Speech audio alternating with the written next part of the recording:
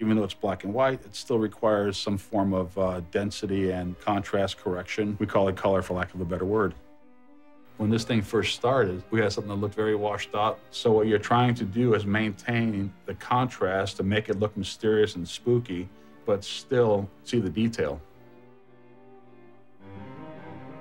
We can isolate an area of the frame and either make it darker or lighter. If we can fix it and not compromise the overall image, we usually try to fix it. The whole point of this process is to not let the viewer know that we were here. Vampires are pure myth. The superstition of yesterday can become the scientific reality of today. Dracula, it's a mono recording, and we're going to keep it mono and present it in a cleaner fashion. It goes through a process of going through perf by perf to make sure that we have no imperfections in that before we hang it on a reproducer. Once we have it up there, we are now going to bring it into a digital recorder, and basically that will be the element that we'll actually create our restoration from. We have some incredible artists who are able to go in and sonically deal with some of the issues that are inherent in the source material.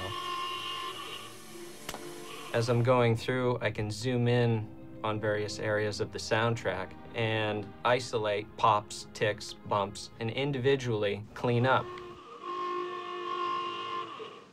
The wear and tear of time is some of the biggest challenges. In the opening music of the film, which is from Swan Lake, just a very garbled piece where there's a speed change, they call it wow.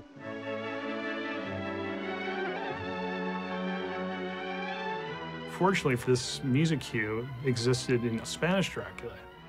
So we were able to go back and find a matching piece of the same music with the same quality.